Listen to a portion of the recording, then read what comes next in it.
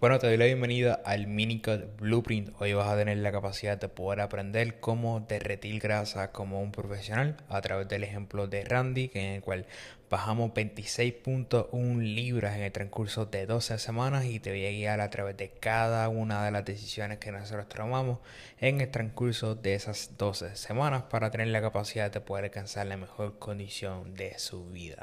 Lo más importante es entender cuál es el punto de partida de esta fase de definición. Nosotros ya llevamos 16 semanas lejos de un déficit calórico en el cual nosotros esencialmente aumentamos las calorías de forma progresiva desde las 1700 calorías, que fue donde determinamos la última definición, hasta las 2700, que fue aproximadamente donde nosotros acabamos específicamente esta fase. Y aquí pueden ver en la gráfica abajo donde fue exactamente donde terminamos esa definición. Esa fase de volumen. Esto nos dio mucho margen para nosotros tener la capacidad de poder ser agresivos a través de la fase de definición. Un error muy común cuando las personas tratan de crear un cambio tan drástico en tan poco tiempo es que su punto de partida no refleja el hecho de que quieren hacer eso. Si tú quieres tener la capacidad de tu poder bajar de forma bastante agresiva, eso va a requerir un déficit sustancial. Y si tu ingesta de calorías es relativamente baja, no vas a tener tanto margen como una persona que tiene una ingesta calórica más alta. El propósito de una fase de volumen en parte es tú tener la capacidad de poder controlar esa ingesta de calorías de una forma controlada. En el transcurso de estas 16 semanas, nosotros ya llevamos tiempo priorizando los puntos débiles de Randy, que específicamente eran sus pechos, sus hombros y sus brazos. Él tenía un split que fue bien especializado hacia eso. Él tenía una frecuencia bien alta de esas partes de su cuerpo para que tengamos la capacidad de poder llevarlas al próximo nivel. Ahora, parte de lo que nos llevó a hacer este cut fue esencialmente el hecho de que tuvo 7 semanas que fueron bastante irregulares. Se enfermó, parte de su familia estuvo en el hospital, etcétera, etcétera, cosas que simplemente suceden y están fuera de nuestro control. Y eso fue en gran medida lo que propició que nosotros hiciéramos una fase de limpieza. Por lo general, nosotros queremos que una fase de volumen sea mucho más extensa, 20, 24. Yo típicamente trato de que sean cerca de los 8 o 10 meses, pero aún así esto es prueba de que si tú haces las cosas bien, tú puedes aún así añadir masa muscular en un periodo de tiempo más corto. Nosotros de primera instancia lo que establecimos fue un ritmo de pérdida de 1.5% por semana. Esto nos permitía esencialmente tomar decisiones con criterio, porque si nosotros vemos que el ritmo de pérdida que estamos viendo no refleja el que teníamos proyectado, pues sabemos que posiblemente tengamos que ajustar algo. Nosotros esencialmente empezamos en la 179 libras, 179.2 el 28 de septiembre. De ahí nosotros hicimos nuestra primera intervención. Nosotros hicimos un ajuste agresivo sin perder tiempo. Nosotros sí usamos los datos de la fase anterior de definición para nosotros tomar una decisión. El ajuste previo a la última definición, nosotros básicamente bajamos 775 calorías y logramos bajar 9.3 libras en el transcurso de 5 semanas, bajando del 2655 a las 1880. Una de las cosas que nosotros hicimos distinto esta fase a fases anteriores fue que nosotros no priorizamos tanto las proteínas. En fases previas de definición, la ingesta de proteína se mantuvo relativamente alta en 230 gramos de proteína. Uno de los ajustes que nosotros hicimos del saque, su ingesta de proteína en el volumen fue de 200 gramos. Nosotros hicimos un ajuste puntual a 175 gramos. La razón detrás de eso es que estábamos buscando proteger la ingesta de carbohidratos, lo cual va a jugar un rol increíblemente importante en tener la capacidad de poder proteger su rendimiento dentro del gimnasio, y eso es lo que nos va a permitir proteger su masa muscular, lo cual fuimos bien efectivos haciendo. También nosotros fuimos bastante agresivos. Yo sé que típicamente el consejo general es que tú quieres ser conservador con un déficit, pero realísticamente tú quieres ser tan agresivo como sea posible. Yo creo que en parte una de las razones por las cuales se propicia la idea de que tú tienes que ser conservador con el déficit es que las personas se descarrilan. realmente como que el problema no es el déficit, el problema es más bien qué tan sostenible o qué tan adherible es una dieta. Y esto va a venir como consecuencia de los hábitos de una persona. Es importante tomar en cuenta el contexto aquí. Esta no es la primera dieta de Randy. Ya nosotros esto me parece que es la cuarta dieta que nosotros hemos hecho. Ya Randy es bastante experimentado y su nivel de adherencia es bastante alta. Y es por eso que nosotros podemos ser tan agresivos y tener la capacidad de poder sacarle el máximo provecho a un déficit de tal magnitud como consecuencia de que él pueda adherirse a eso. Punto base, o sea, bueno, aquí lo más importante es que antes de tú siquiera centrarte en gesta de calorías, como que un plan es tan bueno como tu capacidad de poder implementarlo. O sea, si tú tienes un déficit que es bien agresivo y tú no puedes sostenerlo, de nada vale. Ahora bien, nosotros fuimos bastante agresivos del saque en cuestión de lo que viene siendo específicamente su entrenamiento. Nosotros aquí priorizamos lo que viene siendo tensión mecánica y esfuerzo por encima de la intensidad. Cuando digo intensidad me refiero específicamente a intensidad por carga. Esencialmente desde tu punto de vista de dónde él se encontraba y cómo él progresó su entrenamiento en el transcurso de la dieta, nosotros pusimos en un segundo plano centrarnos en progresar agresivamente sus alzadas y nos centramos más bien en mantener la calidad de esas alzadas y ir de forma marginal progresando principalmente a través de sus repeticiones. Si por ejemplo él podía hacer, la vez pasada hizo 6 repeticiones a muerte, esta sesión buscábamos hacer 7, buscábamos hacer 8. Pero no fuimos tan agresivos con las cargas porque realmente lo que te va a permitir proteger tu masa muscular no va a ser la carga que estás utilizando, sino que tan efectivo eres utilizándola para poder poner la mayor tensión posible dentro de tus músculos. Ya aquí con el primer ajuste que nosotros hicimos, que fue bien agresivo, bajamos 3.3 libras. Es importante entender que parte de ese peso no es grasa, parte de ese peso viene como consecuencia de que en gran medida los ajustes fueron a través de carbs, va a haber menos retención de fluidos como consecuencia de esto, tanto intracelulares como extracelulares, y de esperarse que el cambio sea un poco drástico si tú entras en una definición. La segunda intervención nosotros la hicimos esencialmente en la semana número 3 del COD. Nosotros estábamos viendo esencialmente que el ritmo de pérdida que estábamos viendo semana tras semana excedía esencialmente el que teníamos establecido. Si recuerdas bien, una de las cosas que yo te mencioné antes de empezar las intervenciones es que el plan era esencialmente bajar 1.5% por semana, pero esencialmente el promedio de ritmo de pérdida estaba cerca del 2.1. Si nosotros cogemos esas 3 semanas, el promedio de esas 3 semanas lo dividimos por 3, el promedio esencialmente era 2.1. Esencialmente es importante entender que una de las cosas también importantes es que el ritmo de pérdida también va a jugar un rol bien importante en tu capacidad de poder proteger tu rendimiento y a su vez en tu capacidad de poder proteger tu masa muscular. Nosotros ya habíamos creado muchísima inercia a través de estas 3 semanas y no había ningún tipo de sentido que nosotros buscáramos bajar más rápido, porque al final del día esto no es un juego de quién puede bajar más rápido, sino quién es más capaz de poder proteger su masa muscular mientras lo hace.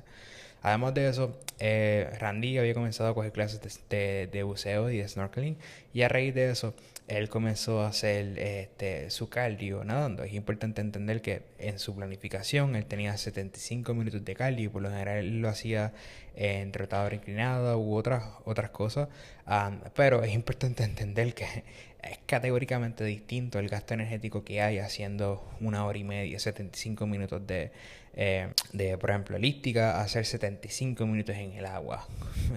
Todo lo que tú hagas en el agua va a quemar significativamente muchísimo más calorías. Ya básicamente llevamos 10.6 libras en el transcurso de esas 3 semanas. Es decir, básicamente teníamos un déficit de 1766 calorías diarias si nosotros dividimos el ritmo de pérdida y lo convertimos a calorías. Y esto, si seguíamos sosteniéndolo en el tiempo, 100% íbamos a comprometer su rendimiento. Realmente a nivel de rendimiento y a nivel de sensaciones él estaba todavía en un buen sitio, pero estas son una de las cosas que tú no quieres esperar al punto en el cual ya se están viendo afectados para intervenir. Muchas veces queremos ser proactivos en resolver problemas antes de que se vuelvan un problema. De esta forma nosotros podemos proteger el rendimiento. Esencialmente nosotros lo que hicimos fue que incluimos 2 días altos en 3150 calorías.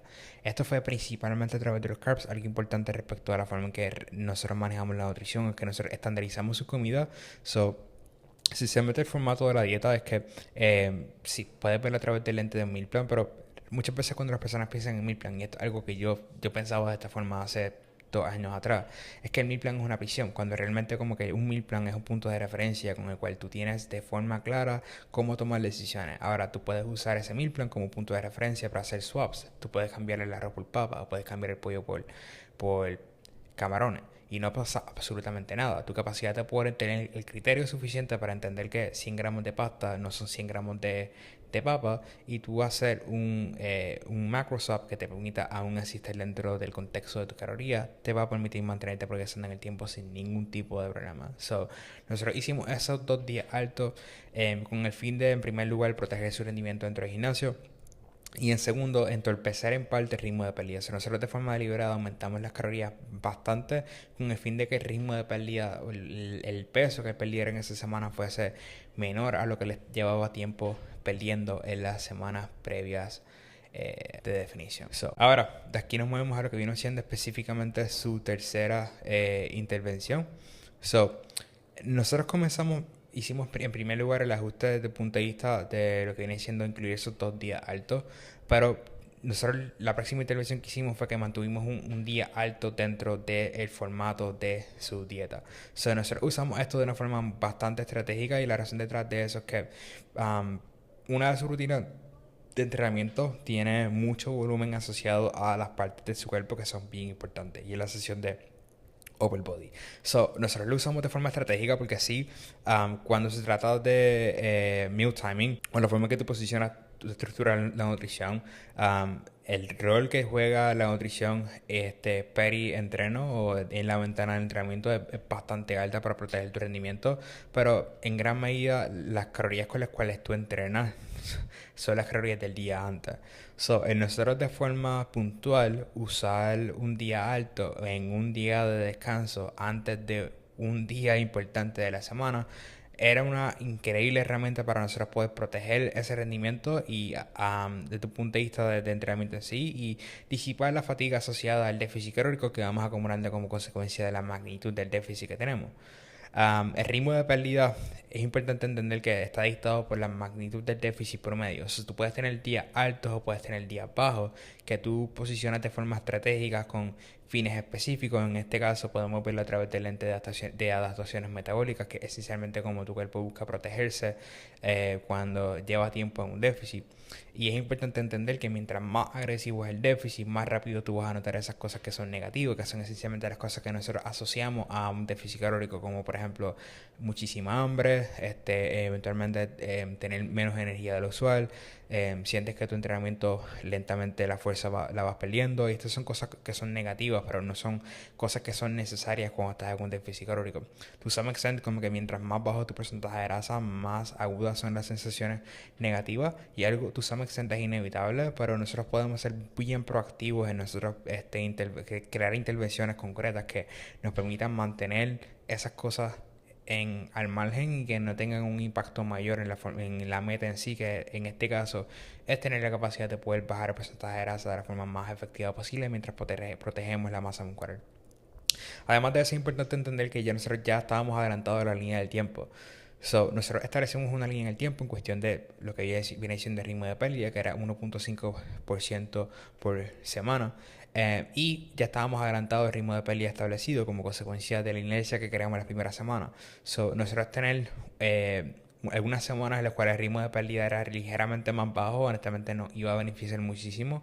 Y al final realmente terminamos perdiendo 1.2% en esas 3 semanas, que sigue siendo algo increíblemente efectivo. Y ya aquí en la semana número 4 estábamos en la 167.2, llevamos unas 12 libras en total. Y de hecho aquí podemos dar para atrás y ver cómo el físico de Randy fue cambiando hasta esa intervención ahí.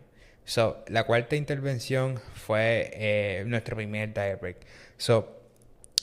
La razón por la que nosotros hicimos este diet break, en primer lugar, es que hubo algunas desviaciones menores en cuestión de su nutrición. Él no se le fue la mano, pero ya realmente su apetito estaba aumentando bastante. y nosotros no queríamos llegar a una posición en la cual su adherencia nutricional estuviese comprometida. En primer lugar, ya estábamos way ahead of schedule, so nosotros usamos esto como una oportunidad. So, nosotros lo que hicimos fue sencillamente aumentamos su ingesta de calorías. Ahora, nosotros aumentamos su ingesta calórica hacia lo que viene siendo esencialmente la ingesta de calorías que le estaba consumiendo al final del volumen. Y la razón detrás de eso es que sí, o sea, es muchísimo más comida de la que le estaba comiendo, pero relativo al ritmo de pérdida que él tenía, sigue siendo un déficit cuando nosotros hacemos la conversión de cuánto peso él estaba perdiendo en promedio, comparamos eso, convertimos esa caloría, sumamos esas calorías a lo que viene siendo el ingesta de promedio calórica, es decir, el arroz con habichuela. Nosotros hacer un ajuste puntual en el cual nosotros aumentábamos su ingesta de calorías del déficit hacia la ingesta que le estaba consumiendo al final del volumen, seguía siendo un déficit relativo a la cantidad de calorías que le estaba quemando. Su ingesta de mantenimiento era muchísimo más alta. Y esto nos permitió esencialmente, to some extent, reducir parte del estrés físico y el estrés mental mientras seguíamos avanzando. Porque realmente cuando nosotros tomamos esta decisión, no habían señales de fatiga más grandes más allá del hambre. El rendimiento estaba por las nubes, se sentía muy bien dentro del gimnasio, tenía buenos pumps, el descanso estaba impecable, como que él estaba manejando muy bien su descanso, estaba manejando muy bien su estrés, y esto es algo extremadamente importante cuando se trata de una fase de definición o una fase, cualquier tipo de fase en general. Pero esto más bien fue una medida profiláctica para que tuviésemos la capacidad de poder extender esta fase, porque este fue un punto importante de inflexión a través de la definición. Nosotros de primera instancia lo que teníamos pronosticado es hacer un mini cut de 4 a 6 semanas. Y en esta semana, me parece que fue esta semana lo de antes, nosotros como que empezamos a postularnos la idea de como, ok, ¿y qué sucede si nosotros extendemos esto por más tiempo? Si extendemos esto por máximo 10, 12 semanas y vemos hasta dónde podemos empujar esto. So, con eso en mente fue que nosotros, ok, vamos a posicionarnos de forma tal que podamos mantenernos dentro de un déficit por muchísimo más tiempo. Y eso fue en gran medida una de las razones por las cuales nosotros tuvimos este diet break, en el cual nosotros esencialmente no es un diet break porque seguimos estando en un déficit calórico, no estamos entrando a un mantenimiento calórico, pero esto nos permitió crear muchísima inercia para poder pasar semanas después de este diet break en un déficit calórico. So, de ahí realmente nosotros retomamos el déficit tal cual como estaba. Esto ya estábamos en las 162.2, llevamos 17 libras en total, y si vemos ajustes de la semana 4 a la semana 7, cada vez se está viendo más y más y más y más pegado. La quinta intervención. So, aquí esencialmente nosotros tuvimos un deload y añadimos otro día alto. So, es importante entender que el deload fue contextual, realmente como que no había absolutamente nada malo con su rendimiento. Sin embargo, fue la semana de acción de gracias, y además de eso él tenía compromisos personales. So, realmente nosotros usamos esto como una oportunidad. Como que si tú eres coach, es importante entender que hay muchas cosas que no van a estar bajo tu control, y tú puedes usar esas como una oportunidad para tener la capacidad de seguir avanzando. Y eso fue exactamente lo que nosotros hicimos. So, realmente es importante entender que nosotros ya llevamos 16 semanas aumentando su rendimiento. So, el tener un periodo, una semana en el cual nosotros básicamente reducíamos la frecuencia del entrenamiento, no iba a tener ningún tipo de impacto negativo en su proceso. Al contrario, lo iba a potenciar para que tuviese la capacidad de poder disipar la fatiga asociada al entrenamiento y seguir moviéndose hacia frente, que fue exactamente lo que sucedió. So, nosotros esencialmente como aumentamos la frecuencia de los días altos para tener la capacidad de poder modular el ritmo de pérdida y tener la capacidad de poder potenciar su rendimiento. So, la meta era tener la capacidad de seguir bajando. De primera instancia nosotros establecimos un ritmo de pérdida de 1.5. De aquí ya nosotros nos habíamos movido hacia un ritmo de pérdida cerca de 1%. Porque realmente es importante entender que mientras más pegado tú estás, más probable es que tú estés en una posición en la cual comiences a perder masa muscular. Y es importante entender que en parte una de las cosas que te permite proteger tu masa muscular es tu rendimiento. Si tú proteges tu rendimiento, es decir, cómo te va dentro del gimnasio en cuestión de tu capacidad de poder progresar dentro del gimnasio, que es típica. Esto casi es un meme, como que hay personas que piensan que porque están en un déficit van a perder fuerza, y Randy es un excelente ejemplo de que ese no es el caso si estás haciendo las cosas bien.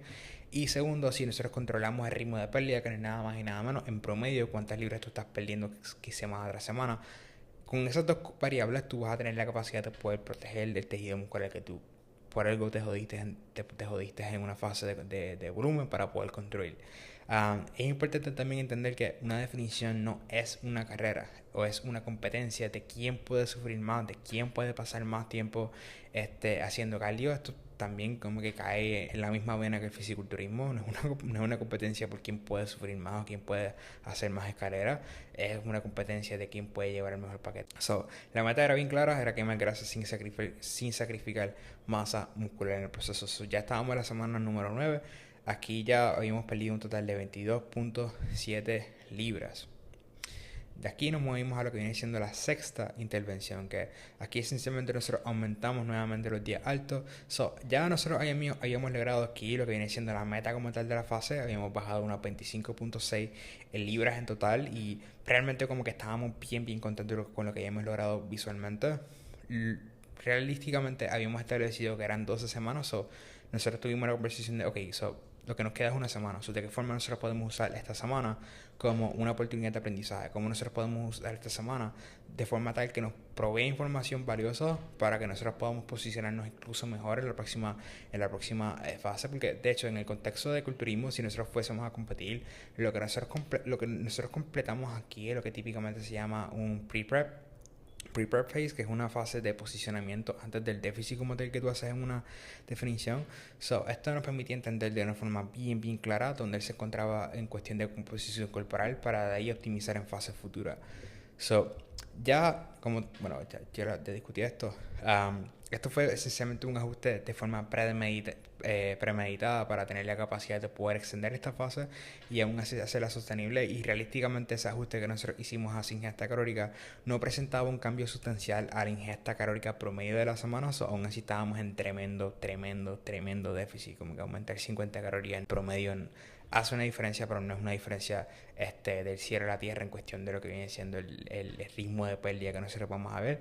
Y esto de hecho lo vimos de forma puntual en cuestión del cambio que vimos en peso esta semana. También es importante entender algo, y es el hecho de que mientras más lean tú estás, más drástico es el cambio visual. Y el próximo slide es un excelente ejemplo de esto, porque por ejemplo si tú estás empezando una dieta y tú bajas media libra, como que realmente como que no es un cambio drástico, ¿no? Pero cuando ya tú estás pegado como que media libra es un cambio bien drástico. Y eso es exactamente lo que tú vas a ver en el próximo slide. Ya aquí en este punto llevamos 25.6 libras. Ahora, prepárate. La diferencia entre estas dos fotos literalmente es media libra. Es media libra literalmente tal cual. Aquí esencialmente fue la última intervención. Job done. Aquí esencialmente misión cumplida. Ahora de aquí esencialmente nos vamos a mover a lo que viene siendo el reverse diet, que voy a estar haciendo otro blueprint discutiendo específicamente cómo se hace un reverse diet.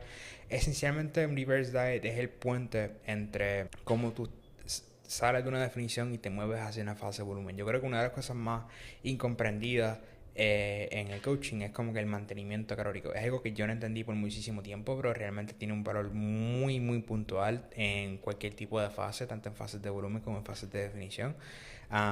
Es importante entender que la magnitud del déficit y los síntomas asociados, que son negativos, asociados a la magnitud de ese déficit, va a determinar la magnitud del ajuste. No es lo mismo una persona que está haciendo un reverse diet de un 5% de grasa, que el propósito del reverse diet es tener la capacidad de poder llegar a una posición, el baseline metabólico fisiológico de donde realmente debería estar la persona, y tú prolongar ese reverse lo que va a hacer es que va a empeorar la situación, versus como que una persona como Randy, que él no tuvo ningún tipo de sintomología negativa asociada como consecuencia del déficit, como que no hubo un bajón drástico en el líbido, no hubo un bajón drástico en hormonas tiroideas, etcétera. Nosotros aquí esencialmente lo que estábamos haciendo es movernos de una forma bien sistemática hacia lo que viene siendo su mantenimiento en el transcurso de las próximas 4 semanas, y de ahí hacer un pequeño mantenimiento antes de nosotros realmente comenzar el volumen como tal. Y esto nos da un perfecto posicionamiento para tener la capacidad de poder añadir muchísima masa muscular, porque si nosotros añadimos masa muscular con un volumen bastante corto de 4 meses como consecuencia de contexto, yo sé que nosotros poder hacer un volumen de libros con, en primer lugar, la mejor condición que la he tenido hasta el momento. En segundo lugar, tener una autopista de progreso bien larga, porque vamos a poder fácilmente pasar 10 meses en un volumen bien controlado.